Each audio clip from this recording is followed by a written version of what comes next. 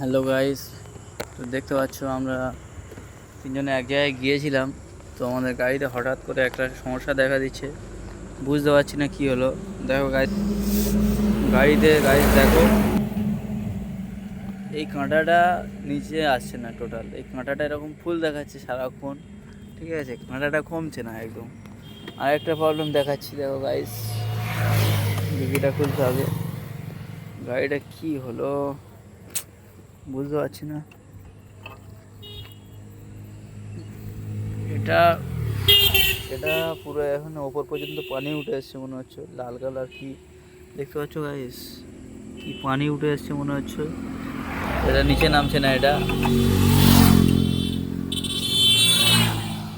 তো গাইস, কি সমস্যা হলো বুঝতে পারছি না আমাদের গাড়িতে, ঠিক আছে।